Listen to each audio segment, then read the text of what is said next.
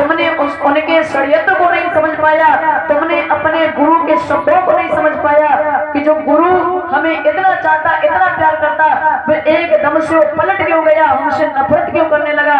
तुमने इस बात पर सोचने की काम नहीं किया, लेकिन उन्होंने जैसा बता दिया वैसा तुमने कार्य किया। एक बार उन शब्दों पे अगर तुमने गौर किया होता तो आज तुम्हारी ये हालत नहीं होती।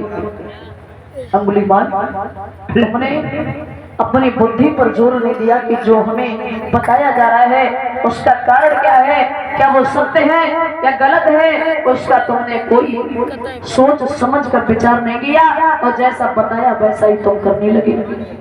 कहते हो ये मेरे समझ में आ चुकी है। मेरे गुरु ने मेरे साथ छल किया। हाँ। मैं आज प्रतिज्ञा करता हूँ, आज के बाद मैं ये तलवार आपके चरणों में अर्पण करता हूँ और आज के बाद मैं कोई भी हिंसा नहीं करूँगा। आज उसी समय उस अंगुलीमाल को जब समझ में आया कि वाकई में हमने गलत किया, हमारे गुरु ने हमारे साथ में जैसा किया हमने उस पर विचार नहीं किया। आज मेरी बुद्धि ठिकाने पे आई है, आज मुझे समझ में आया है कि कितने लोगों ने मेरे साथ में मिलकर के इतना बड़ा छल किया, आज हमारी जिंदगी को बर्बाद किया है। ऐसे ही लोगों ने, भगवान ऐसे लोग किसी को ना मिले, किसी की जिंदगी में ऐसा ना हो तो ऐसा किसी के साथ में समय ना आए। गुरुदेव, हाँ। मैंने मुझसे बहुत बड़ी भूल हुई जो मैंने गुरु की बात मानी। गुरुदेव, आज के बाद मैं कोई हिंसा नहीं करूंगा। सुनो गुरुदेव, अरे मुझसे भूल भाई रे तारी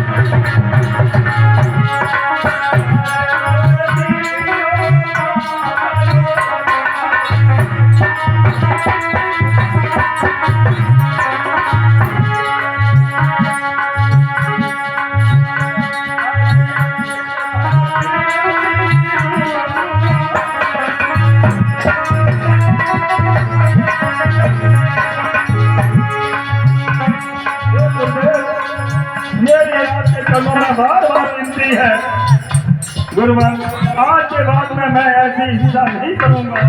मुझे माफ कर दे, मुझे माफ कर दे। आज इसी समय उसने हिंसा का मार्ग छोड़ करके अहिंसा का मार्ग अपनाया, तभी उसका नाम पड़ा अहिंसक। तो उसी समय भगवान बुद्ध ने अपने शिष्य से कहा कि इसके वस्त्रों को उतारो।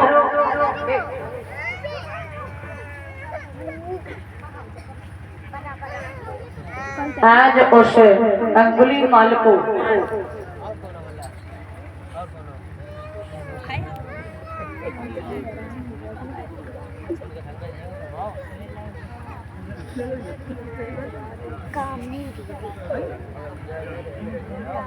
ये 100 मुद्राएं दे रहे हैं कमेटी के सदस्य वीरेंद्र शाह के मौसा जी, सर्वेश भैया बिहार जी, मुकेश भैया, दिलीप भैया, रामदास शाह के भैया, सभी भाइयों के लिए जोरदार ताली होनी चाहिए।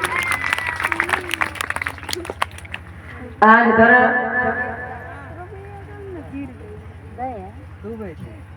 उस डाकू को सभी भिक्षुओं ने नहलाया, आज उसका मुंडन संस्कार किया तो उसी समय दीदी ना दोबारा वाला नहीं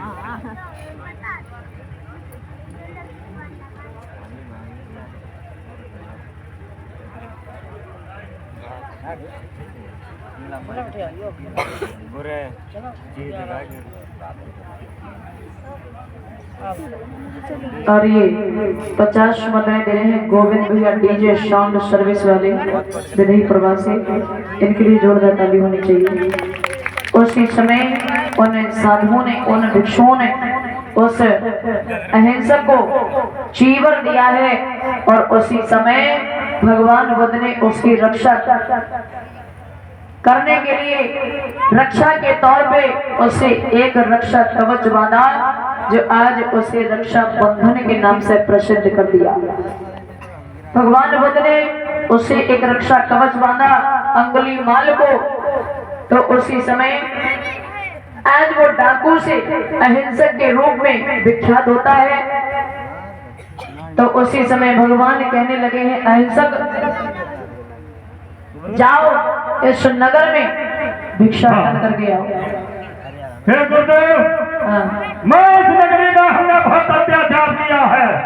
अगर मैं इस नगरी में जाऊंगा तो लोग मुझे पत्थरों से मारेंगे, मुझे लोग लाठी डंडों से मारेंगे। गुरुदेव, मैं कैसे इस नगरी में जाऊं? अहिंसक, हाँ, यही तुम्हारा पश्चाताप होगा। अगर लोग मारे तो उससे भयभीत न होना, क्योंकि तुम्हारे कर्मों की यही सजा होगी। वैसे तुम्हें स्वीकार करनी है, किसी से कुछ नहीं कहना है। जो दे उसका भी धन्यवाद करना और जो ना दे उसका भी धन्यवाद करना। किसी से जोर जबरदस्ती मत करना। ठीक है गुरुदेव, आपकी जैसी आज्ञा।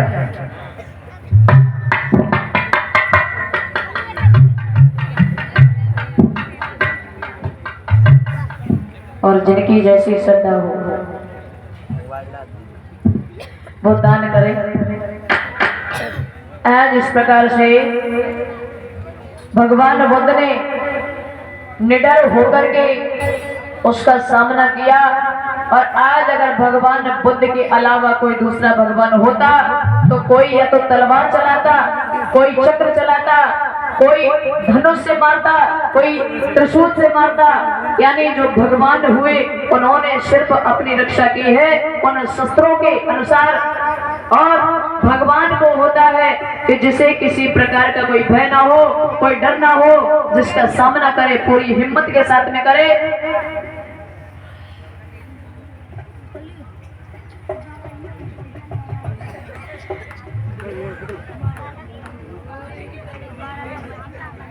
धीरेन्द्र भैया बाथम जी, नेताजी शनाब प्रवेश भैया जी के पत्र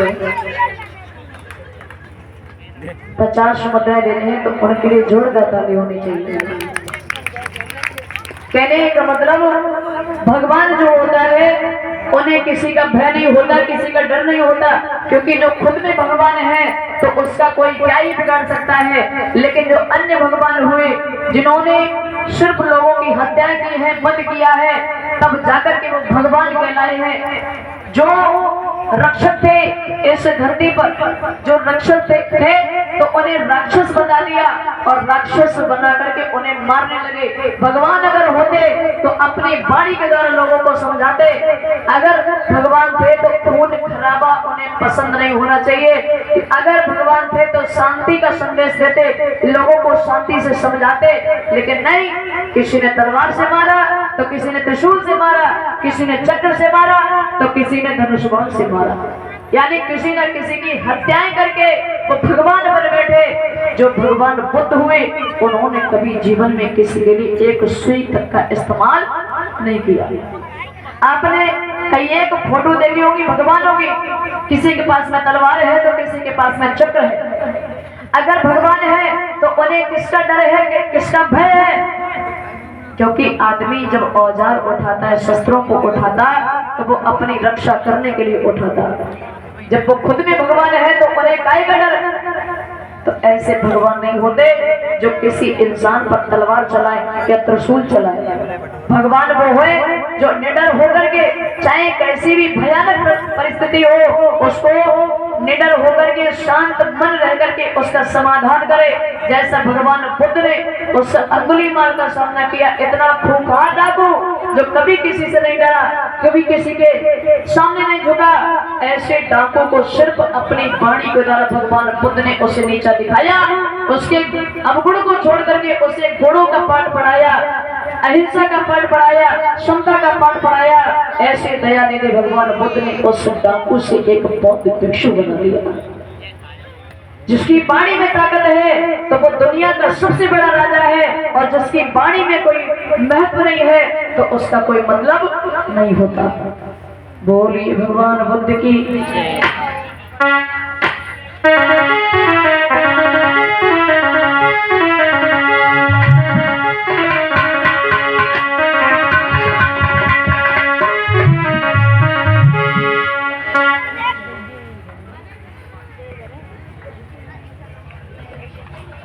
आइए सभी लोग ताली बजाकर गीत बोलेंगे और उसके बारे में बताना। मजा आए।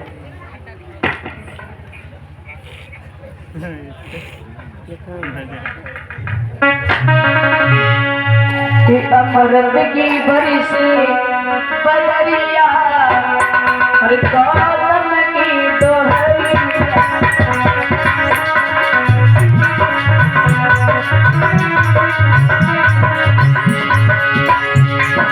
अमृत की बरिश अमृत की बरिश अमृत की बरिश बदरिया गौतम की दोहरिया।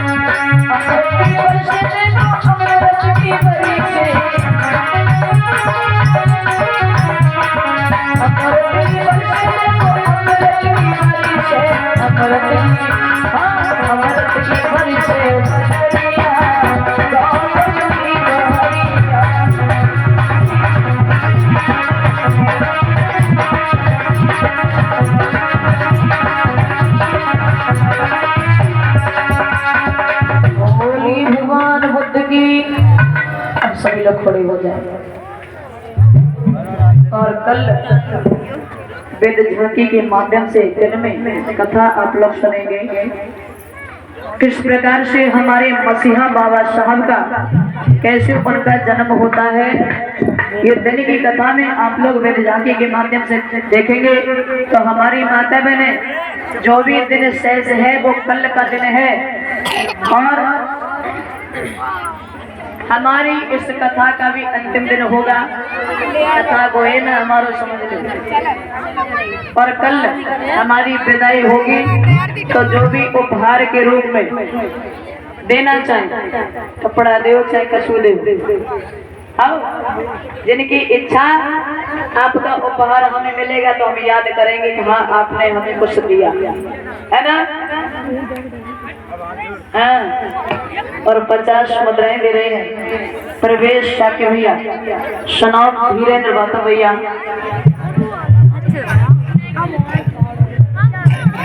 आइए सभी लोग हाथ जोड़ लें।